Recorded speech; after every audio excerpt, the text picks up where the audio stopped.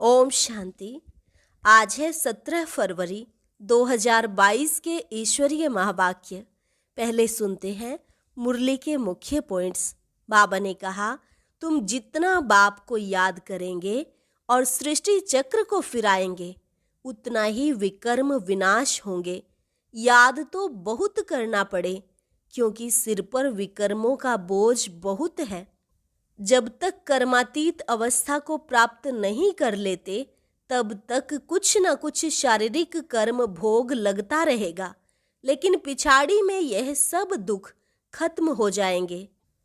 तुम्हें ज्ञान विज्ञान की प्रदर्शनी करनी है और उसमें बड़ी युक्ति से यह समझाना है कि इस ज्ञान से ही जीवन मुक्ति मिलेगी। तुम एवर वेल्दी बनेंगे और विज्ञान से अर्थात योग से मुक्ति मिलेगी, एवर हेल्दी बन जाएंगे। अभी संगम युग पर योग बल द्वारा तुम बाप से अपना राज्य ले रहे हो। जो श्रीमत पर चलेंगे वही श्रेष्ठाचारी बनेंगे। यहाँ बाप तुम्हें त्रिकालदर्शी और त्रिलोकीनाथ बनाते हैं। जो बाप का टाइटल वही तुम ब्राह्मणों का भी है। तुम बहुत उच्च हो जो अपने को त्रिलोकीनाथ समझते हो। बाकी तो कृष्ण को भी त्रिलोकीनाथ नहीं कहेंगे, क्योंकि वह कोई तीनों कालों को नहीं जानता। अभी दिन प्रतिदिन तुम्हारी उन्नति हो रही है। तुम ऊपर जाते रहते हो, वह नीचे गिरते रहते हैं, क्योंकि तुम्हारी चढ़ती कला है और बाकी सबकी उतरती कला। और लास्ट में बाबा ने कहा, आखिर विनाश तो होना ही है, तो क्यों नहीं बाप को याद कर अपने विकर्म विनाश करें। जितनी जितनी आत्मा शुद्ध होती जाएगी, उतना ही पद भी ऊंचा मिलेगा। सारा मदार है ज्ञान और विज्ञान पर। और अब सुनते हैं महावाक्यों को विस्तार से। मुरली का सार। मीठे बच्चे, सिर पर विकर्मों का बोझा बहुत है, इसलिए अब तक शारीरिक बीमारियां आदि आती हैं।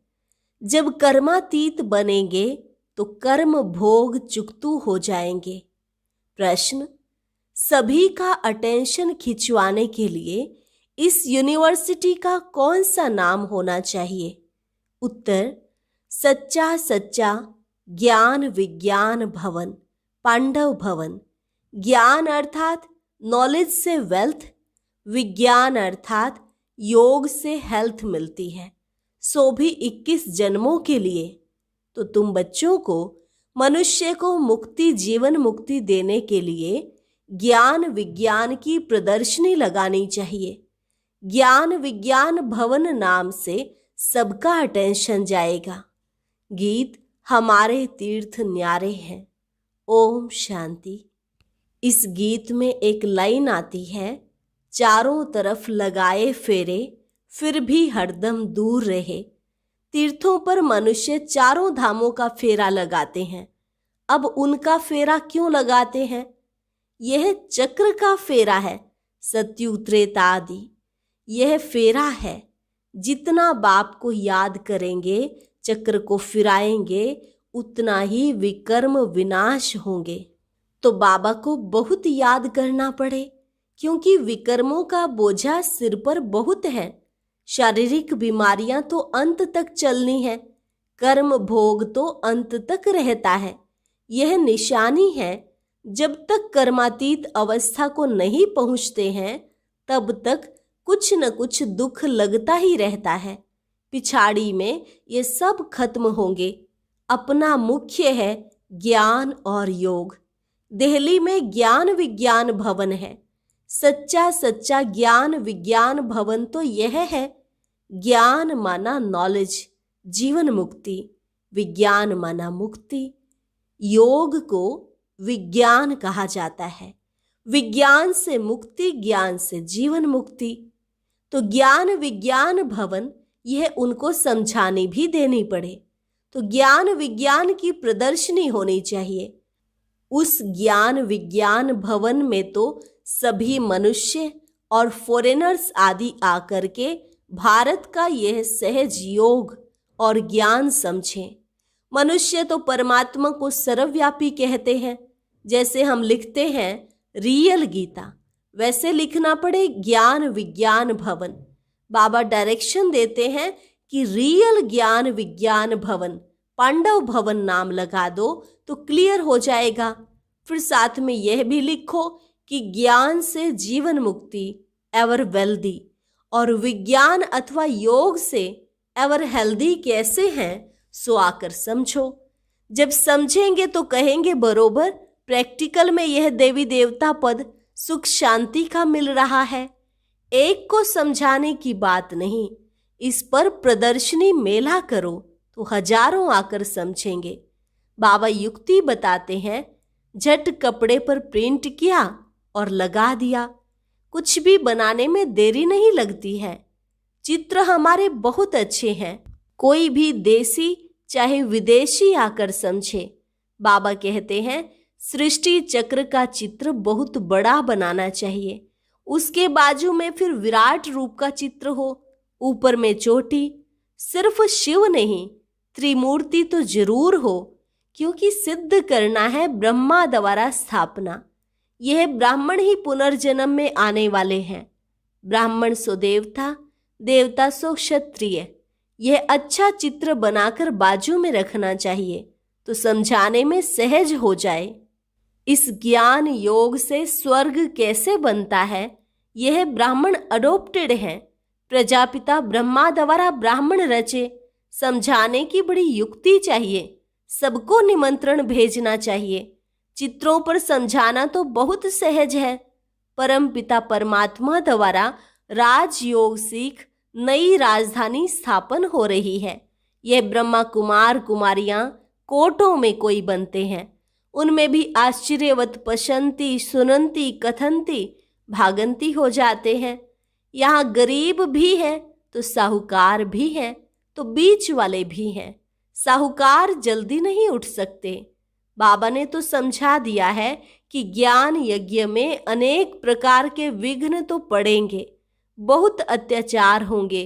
कामेशु क्रोधेशु है ना, विष न मिलने के कारण मारते हैं।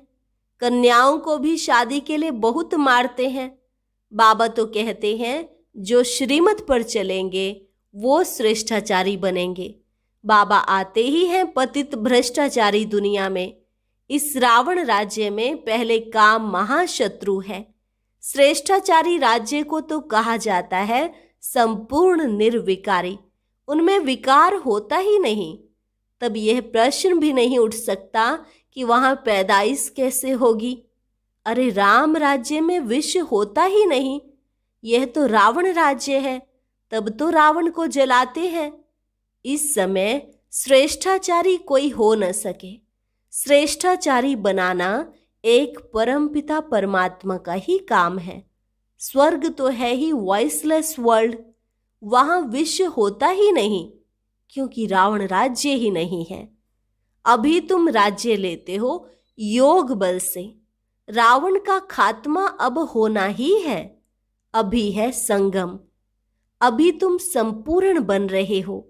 सतयुग की जब आदि होती है तब वहां एक भी विकारी हो न सके। संगम पर दोनों है ना, मैला पानी और सफेद पानी, उनका ही संगम कहा जाता है। मैला जब चला जाएगा तो फिर देखने में भी नहीं आएगा। तो अभी दुनिया का भी संगम है, आत्मा और परमात्मा का यह संगम है।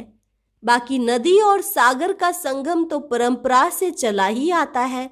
नदी तो सागर में ही पड़ेगी। बाकी पानी का फर्क तो होता ही है। बाप के सिवाय कोई भी मनुष्य त्रिकालदर्शी त्रिलोकीनाथ बना नहीं सकता।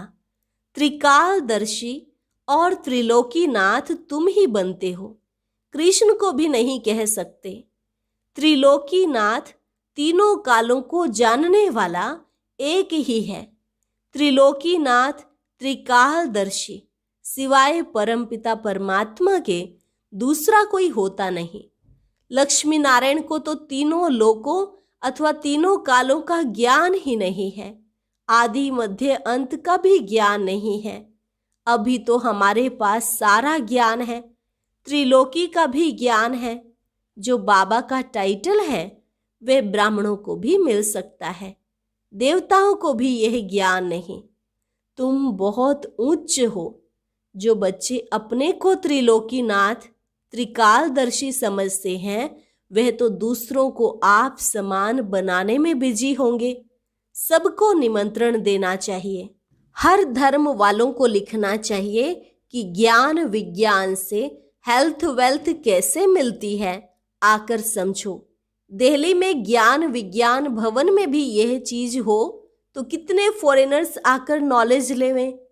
आखिर अंत में तो सबको समझना ही है, विनाश भी अवश्य होना ही है। तो क्यों नहीं बाबा को याद करें तो विकर्म भी विनाश हो। और जितनी जितनी आत्मा शुद्ध होती जाएगी उतना पद भी उच्च मिलेगा। सारा मदार है ज्ञान और विज्ञान पर। मुक्ति धाम में रहने वाले योग ही पसंद करेंगे, उन्हों की आत्मा में पार्ट ही ऐसा है। और देवी देवता धर्म वाले नॉलेज को ही पसंद करेंगे। तुम बच्चों की दिन प्रतिदिन उन्नति होती जाती है। तुम ऊपर जाते रहते हो, वह नीचे गिरते रहते हैं। तुम्हारी है चढ़ती कला और सबकी है उतरती कला। सबको वापस जाना है, वह तो कॉमन बात है। बाकी वर्षा लेना है, यह भी समझते हैं। कल्प पहले जो जिसने पद पाया है, जिस प्रकार से पाया है, वे सब साक्षी होकर देखते रहते हैं। आएंगे तो बहुत, दिन प्रतिदिन युक्तियां भी अच्छी अच्छी निकलती रहती हैं। ज्ञान विज्ञान भवन नाम हो और अच्छे अच्छे चित्र हो। दुनिया में तो बहुत फालतू चित्र हैं। कोई टेढ़े भांके कृष्ण के ऐसे आर्ट के चित्र बना देते हैं, तुम्हें उसकी दरकार ही नहीं है। वहां देवताएं डांस करते हैं, वे तो खुशी में खेल पाल करते हैं। यह आर्ट आदि तो यहाँ का रिवाज है। वहां तो प्रिंस प्रिंसेस खेलते हैं। बाइस्कोप आदि वहां कुछ भी नहीं है। इन सब बातों को तुम यहाँ ही जानते हो। बाप को भी तुम ही पहचानते हो। मनुष्यों की बुद्धि में थोड़े ही बैठता है कि यह कौन है, क्योंकि नाम सुना है श्री कृष्ण का। चित्र भी फर्स्ट क्लास है।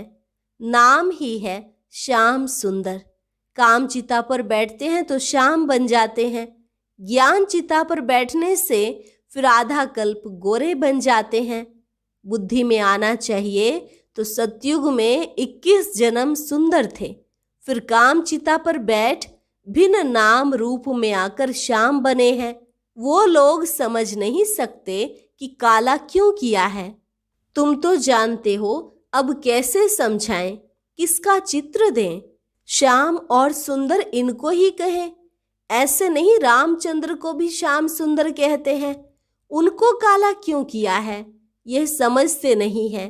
इस समय सब काले ही काले हैं। ये समझने की बातें तो बहुत अच्छी हैं, परंतु जब अच्छी रीति कोई समझे। प्रदर्शनी में सीखने का चांस बहुत अच्छा है। हो सकता है अच्छी अच्छी बच्चियां मैदान में आ जाएं, बाकी दूसरे सीखते रहें। निमंत्रण तो सबको देना है, भले कोई गाली दे, गालियां तो संगम पर खानी ही है। अच्छा, मीठे मीठे सिकी लधे बच्चों प्रति माता पिता बाप दादा का याद प्यार और गुड मॉर्निंग। रूहानी बाप की रूहानी बच्चों को नमस्ते। रूहानी बच्चों की रूहानी बाप दादा को नमस्ते नमस्ते, गुड मॉर्निंग। धारणा के लिए मुख्य सार। पहली पॉइंट, श्रीमत पर चलकर श्रेष्ठाचारी बनना है। काम महाशत्रु पर विजयी बन संपूर्ण निर्विकारी बनना है। अत्याचारों से डरना नहीं है। दूसरी पॉइंट, योग बल से आत्मा को शुद्ध बनाना है। त्रिकालदर्शी त्रिलोकीनाथ बन दूसरों को आप समान बनाने की सेवा में बिजी रहना है। सब धर्म वालों को संदेश जरूर देना है। वरदान, स्नेह के रिटर्न में स्वयं को टर्न करने वाले। सच्चे स्नेही सो समान भव। स्नेह के रिटर्न में स्वयं को टर्न करने वाले। सच्चे स्नेही सो समान भव। बाप का बच्चों से अति स्नेह है, इसलिए स्नेही की कमी देख नहीं सकते। बाप बच्चों को अपने समान संपन्न और संपूर्ण देखना चाहते हैं। ऐसे आप बच्चे भी कहते हो कि बाबा को हम स्नेह का रिटर्न क्या दें, तो बाप बच्चों से यही रिटर्न चाहते हैं कि स्वयं को टर्न कर लो, स्वयं को बदल लो, स्नेह में कमजोरियों का त्याग कर दो। भक्त तो सिर उतार कर रखने के लिए तैयार हो जाते हैं। आप शरीर का सिर नहीं उतारो, लेकिन रावण का सिर उतार दो। थोड़ी भी कमजोरी का सिर नहीं रखो। स्लोगन: हर कर्म करते साक्षीपन की सीट पर रहो तो बाप आपका साथी बन जाएगा। हर कर्म करते साक्षीपन की सीट पर रहो तो बाप आपका साथी बन जाएगा। मातेश्वरी जी के अनमोल महावाक्य। संपूर्ण पुरुषार्थ की सिद्धि 21 जन्म सुख की प्रालब्ध। देखो, परमात्मा के साथ इतना संपूर्ण संबंध जोड़ना है जो 21 जन्मों के लिए सुख प्राप्त हो जाए। यह है पुरुषार्थ की सिद्धि। परंतु 21 जन्म का नाम सुन ठंडे मत पड़ जाना। 21 जन्मों के लिए इतना इसी समय पुरुषार्थ भी करें, फिर भी 21 जन्मों के बाद गिरना ही है, तो सिद्धि क्या हुई? परंतु ड्रामा के अंदर आत्माओं की जितनी सर्वोत्तम सिद्धि मुकर्रर है वो तो मिलेगी ना। बाप तो आए हमें संपूर्ण स्टेज पर पहुंचा देते हैं, परंतु हम बच्चे बाबा को भूल जाते हैं तो जरूर गिरेंगे। इसमें बाप का कोई दोष नहीं। अब कमी हुई तो हम बच्चों की। सतयुग त्रेता का सारा सुख इस जन्म के पुरुषार्थ पर आधार रखता है, तो क्यों न संपूर्ण पुरुषार्थ कर अपना सर्वोत्तम पार्ट बजाए और अच्छे से अच्छे पुरुषार्थ कर पूरा वर्षा लेवे। पुरुषार्थ मनुष्य सदा सुख के लिए ही करता है। सुख दुख से न्यारे होने के लिए कोई पुरुषार्थ नहीं करता। वो तो ड्रामा के अंत में परमात्मा आए, सभी आत्माओं को सजा दे, पवित्र बनाए, पाठ से मुक्त करेंगे। ये तो परमात्मा का कार्य है। वो अपने मुकर्रर समय पर आपे ही आकर बताते हैं। अब जब आत्माओं को फिर भी पाठ में आना ही पड़ेगा, तो क्यों न अच्छा पुरुषार्थ कर सर्वोत्तम पाठ बजाए। अच्छा, और अब सुनते हैं आज का अव्यक्त ज्ञान मोती। ये एक बहुत संस्कारितापूर्ण वीडियो है, जरूर देखें, कोई भी मिस ना करे।